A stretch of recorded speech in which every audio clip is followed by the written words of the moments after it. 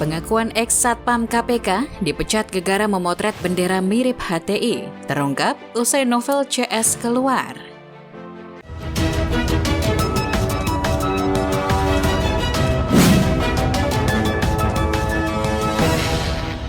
Nama Satpam itu Iwan Ismail, dan kisah sedihnya termuat dalam sebuah surat yang ia kirimkan ke banyak petinggi di Indonesia.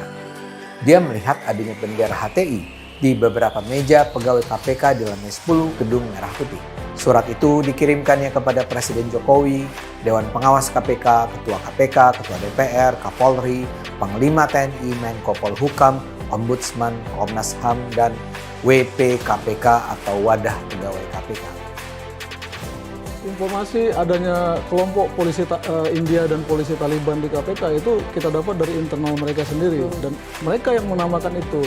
Kenapa mereka sebut kelompok polisi India, kemudian ada kelompok polisi Taliban? Kita tidak tahu persis apa motivasinya. Istilah Taliban ini mengacu pada kelompok yang ideologis dengan aksesoris yang agamis. Terbongkar juga belangnya bahwa selama ini KPK benar-benar telah disusupi oleh intoleran dan radikal. Hal ini baru saja terungkap oleh salah satu mantan Satpam KPK yang dipecat di era kejayaan Novel Baswedan dan kawan-kawan. Ternyata benar bahwa kabar jika KPK Taliban itu nyata, perlahan dikuak dengan terlihatnya mereka-mereka yang tidak lolos TWK, ditambah lagi dengan bukti pemecatan Satpam karena memotret salah satu meja kerja di KPK yang bertengger bendera berlafazkan Tauhid. Polisi Taliban itu identitas, ya saya sebut aja rombongannya Nopel lah. Kelompok ini dikabarkan sangat menguasai sistem di dalam KPK, sehingga siapapun yang menjadi ketua KPK harus ikut sistem mereka. Merekalah yang mengatur kasus mana yang harus diangkat dan mana yang harus dipendam. Internal Komisi Pemberantasan Korupsi atau KPK terus menjadi sorotan publik. Setelah dipecatnya 56 pegawai KPK tak lulus tes wawasan kebangsaan heboh, terungkap pengakuan seorang ex-Satpam KPK yang dipecat 2 tahun lalu. Satpam KPK itu menemukan bendera HTI di meja pegawai. Hal itu pun menjadi viral di media sosial. Menyadur dari terkini.id, Satpam yang diketahui bernama Iwan Ismail tersebut mengungkapkan peristiwa 2 tahun lalu saat dirinya memotret sebuah bendera yang terpasang di meja kerja pegawai KPK. Foto itu kemudian dia bagikan ke grup WhatsApp GP Ansor Bandung untuk didiskusikan. Itu lantaran pada saat itu memang sedang ramai tudingan bahwa KPK diisi kelompok Taliban. Malangnya, usai melakukan aksi itu, Iwan Ismail yang juga merupakan anggota Banser tak menyangka fotonya viral dan berujung pemecatan. Jangan lupa untuk subscribe dan nyalakan lonceng notifikasinya. Usai dipecat, Iwan selama ini mengaku diam dan menerima keputusan tersebut meskipun dia merasa tidak adil. Kini dia menyampaikan surat terbuka lewat media sosial. Postingan surat terbuka itu pun menjadi ramai di media sosial. Lewat surat terbuka tersebut, Iwan menyampaikan ketidakadilan yang terjadi pada dirinya. Iwan merasa tindakan memotret bendera mirip HTI 2 tahun lalu itu adalah langkahnya sebagai warga yang cinta NKRI. Namun langkah itu justru dianggap pelanggaran etik berat hingga kemudian dia diberhentikan. Setelah peristiwa 56 pegawai KPK tak lulus tes wawasan kebangsaan heboh, terungkap pengakuan seorang ex-Satpam KPK yang dipecat 2 tahun lalu. Sebelumnya, seorang mantan Satpam Komisi Pemberantasan Korupsi atau KPK bernama Iwan Ismail membuat jagat maya heboh. Iwan Ismail mengaku dipecat sebagai Satpam KPK pada tahun 2019 lantaran memotret bendera mirip HTI di meja pegawai. Pengakuan Satpam KPK itu pun viral di tengah riuhnya pemecatan 57 pegawai KPK. Iya, 57 pegawai KPK yang tak lulus tes wawasan kebangsaan akan dipecat hari ini 30 September 2021. Sebelumnya jumlahnya 56 orang, namun bertambah jadi 57 orang setelah ada satu lagi pegawai KPK yang tidak lolos TWK susulan. Salah satu dari 57 pegawai KPK itu yakni Novel Baswedan. Di tengah kabar tersebut, netizen dihebohkan dengan surat terbuka Iwan Ismail. Surat terbuka Iwan Ismail itu ia ungkapkan lewat postingan Facebook Kang Iwan Ismail Rabu 29 September. Berikut isi surat terbuka Iwan Ismail, dikutip tribuntimur.com dari Facebooknya. Surat terbuka, berani jujur hebat, kepada yang terhormat, Presiden Joko Widodo, Dewan Pengawas KPK, Ketua KPK RI, Ketua DPR RI, Menko Polhukam, Kapolri, Panglima TNI, Ombudsman RI, Komnas HAM RI, Ketua WP KPK. Assalamualaikum warahmatullahi wabarakatuh. Salam silaturahmi saya sampaikan. Memperhatikan ramainya riak-riak kegaduhan permohonan keadilan hasil dari TWK KPK RI. Dengan ini saya memberikan informasi sesuai slogan berani jujur hebat, jangan dipelesetkan menjadi berani jujur pecat. Agar menjadi pertimbangan untuk menanggapi kegaduhan 56 pegawai yang memaksa diangkat ASN. Selama ini saya diam dan menerima keputusan tanpa ada keadilan, biarkan Allah Subhanahu wa Ta'ala yang membalas karena Allah Subhanahu wa Ta'ala Maha memberi rezeki. Saya yang bertanda tangan di bawah ini ex-pengamanan KPK yang dipaksa mundur tanpa proses sidang kode etik. Sepihak dipaksa memilih untuk mundur atau diberhentikan dengan tanpa ada pembelaan melalui proses sidang kode etik. Nama Iwan Ismail, NPP 0002167, Jabatan Pengamanan. Kronologis kejadian. Setelah melalui proses panjang ikut seleksi umum rekrutmen pegawai tidak tetap atau PTT sebagai pengamanan KPK tahun 2018, tepatnya bulan Oktober-November. Alhamdulillah saya menjadi bagian dari 45 orang yang lulus tahapan seleksi dari ratusan ribu peserta. Mulai diangkat menjadi PTT tanggal 14 November 2018, mulai bekerja diawali dengan ikut pelatihan induksi pegawai pada tanggal 3 hingga 5 Desember 2018, dan pelatihan pengelolaan rumah tahanan dan pengawalan tahanan pada tanggal 6 hingga 8 Desember 2018. Proses kronologis dimulai ketika saya kerja dan patroli di gedung, tepatnya bulan Februari saya keliling untuk kontrol ruangan di malam hari, lalu saya kedapatan melihat bendera hitam putih milik HTI di beberapa meja kerja pegawai KPK yang ada di lantai 10 gedung merah putih. Lalu saya ambil foto, namun saya tidak terlalu menghiraukan, mungkin ini hanya oknum pegawai yang mungkin sebatas simpatisan saja, mungkin besok lusa juga hilang atau dicabut lagi. Berjalannya waktu ketika ramai perubahan undang-undang KPK yang baru sekitaran bulan Agustus hingga September, sehabis ada demo besar di gedung KPK hari Jumat tanggal 20 September 2019 dengan isu KPK Taliban. Maka pada malam hari, selepas piket pengamanan saya kembali bersama teman saya naik ke lantai 10, dan masih kedapatan melihat bendera hitam putih milik HTI, yang masih terpasang di meja kerja yang sama. Lalu saya ambil foto kembali untuk dijadikan bahan laporan dan asumsi bahwa bendera ini yang menjadi gaduh KPK Taliban.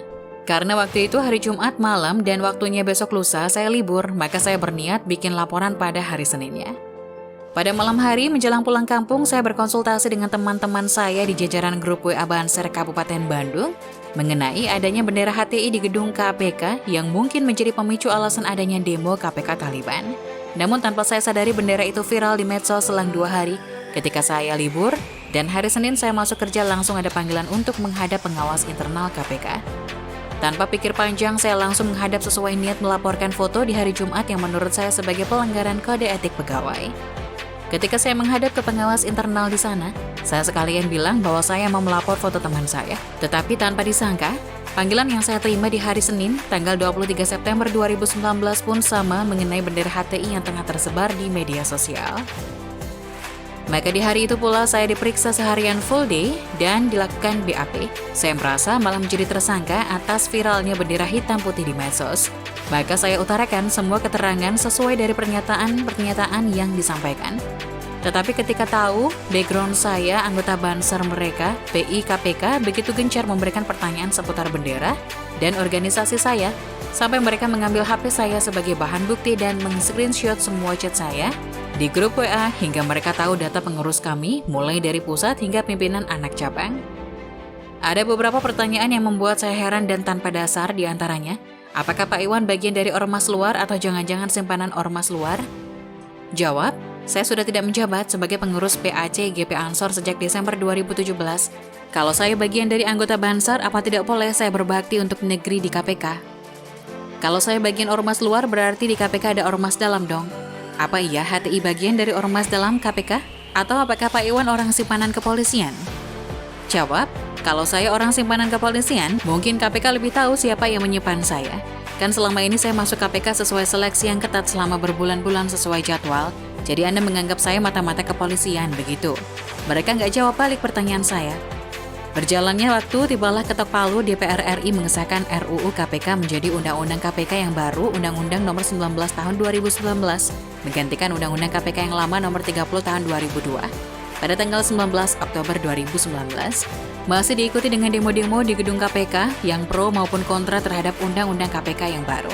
Tibalah pada hari Senin tanggal 21 Oktober 2019, Saya dipanggil kembali dengan agenda musyawarah di DPP KPK, dihadiri oleh seluruh anggota DPP, PI, Sekjen, dan WP KPK.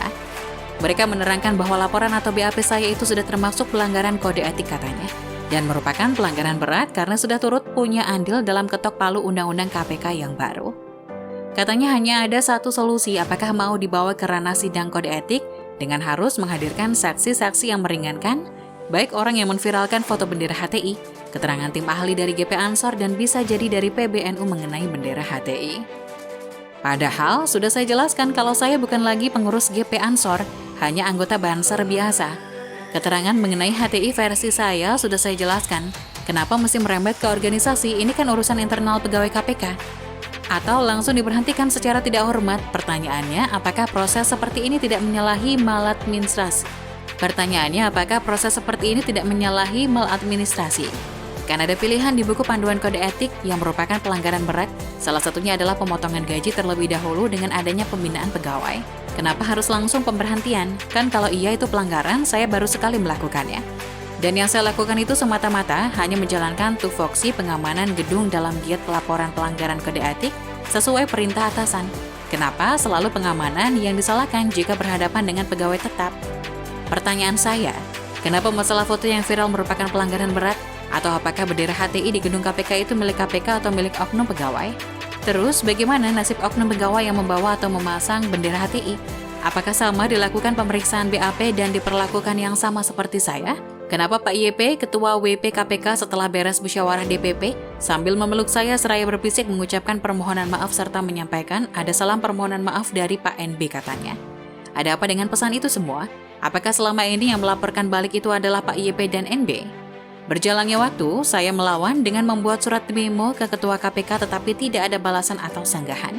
Kemudian, saya menerima surat pemberhentian tertanggal 30 Oktober 2019, lalu saya meminta kembali untuk dipertimbangkan, atau saya laporkan ke Menko Polhukam, Ombudsman, atau bahkan Presiden.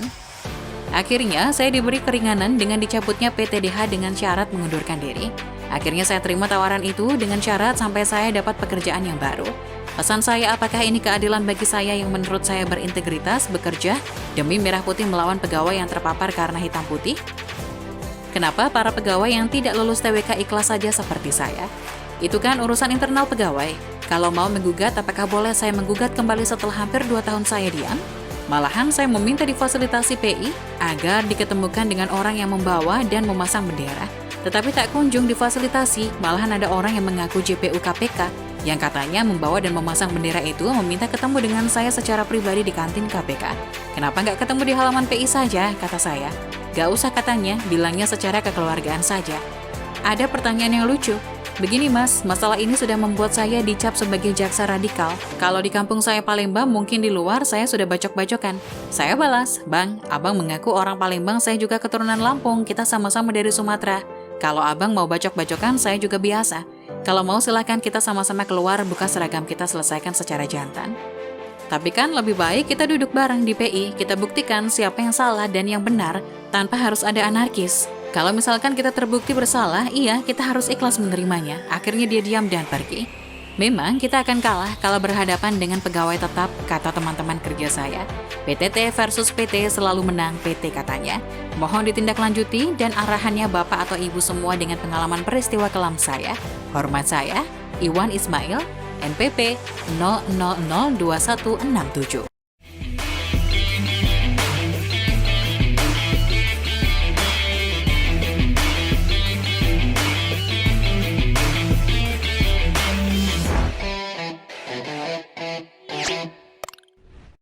Jangan lupa untuk subscribe dan nyalakan lonceng notifikasinya.